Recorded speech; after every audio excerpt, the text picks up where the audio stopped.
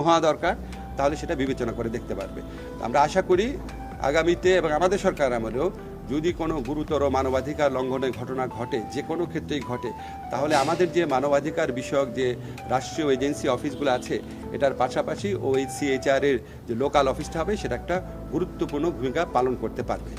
এটাই হচ্ছে আমাদের আজকে আলোচনা বিষয় ছিল। আরেকটা লিগাল ডেভেলপমেন্ট আপনাদের জানিয়ে রাখি, আমাদের যে মুরাদনগরে যে জঘন্য আপনার ধর্ষণের ঘটনা ঘটেছে, সেটা আমরা বাংলাদেশের যে কোনো সাধারণ নাগরিকের মতো আমরা সবাই মর্মাহত, ক্ষুব্ধ, এবং আমরা আমাদের স্বরাষ্ট্র মন্ত্রণালয়ের সাথে সাথে ব্যবস্থা নিয়েছে। প্রধান আসামি সহ যারা এই ছবিগুলা ছড়িয়ে দেওয়ার কাজটা করেছে, অত্যন্ত দায়িত্বহীন অপরাধমূলক কাজটা করেছে, সবাইকে গ্রেফতার করা হয়েছে।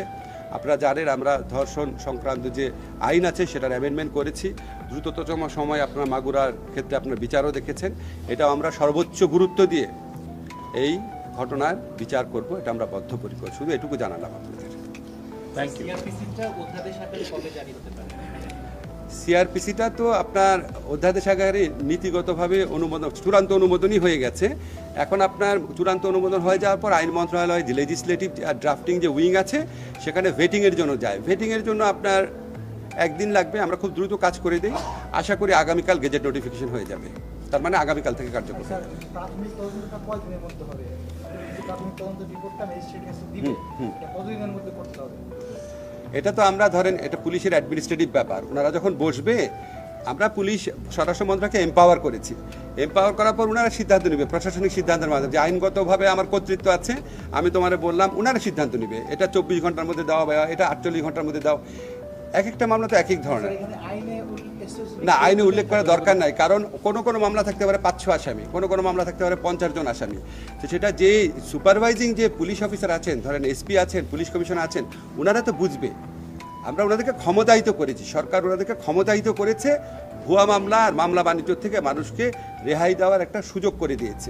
এবং এটা ওনারা কিন্তু সিদ্ধান্ত দিবে না, সিদ্ধান্ত কিন্তু আদালত দিবে। ওনারা প্রাইমারি ইনভেস্টিগেশন রিপোর্টটা শুধু জমা দিবে। ঠিক আছে, ভালো থাকেন সবাই।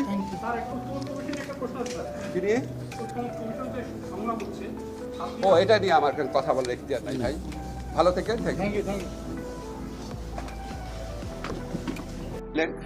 OHCHR আমাদের এখানে একটা জুলাই গণঅভ্যুত্থানকালে সংগঠিত গণহত্যা এবং মানবতা বিরোধী অপরাধের উপর একটা অত্যন্ত ইম্পর্টেন্ট ফ্যাক্ট ফাইন্ডিং রিপোর্টও জমা দিয়েছেন। তো ওনাদের সাথে আমাদের সরকারের অনেক দিন যাবত আলোচনা চলছিল যে OHCHR যেটা আছে, জাতিসংঘের মানবাধিকার বিষয়ক যে অফিস OHCHR, সেই অফিসের একটা মিশন শাখা বাংলাদেশে ওনারা খুলতে চাচ্ছিলেন।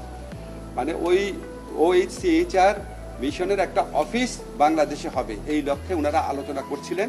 তো এই আলোচনা একটা উল্লেখযোগ্য অগ্রগতি হয়েছে। আমরা যে ড্রাফট MOU বা সমঝোতা স্মারক, সেটা আজকে মন্ত্রী পরিষদের সভায় নীতিগতভাবে অনুমোদিত হয়েছে। সেটা আমরা কয়েকজন উপদেষ্টারা মিলে আর একটু পরীক্ষা করব, করার পর ফাইনাল যে টেক্সটটা, সেটা আমরা OHCHR ভলকার টুর্কের কাছে সরাসরি পাঠাবো।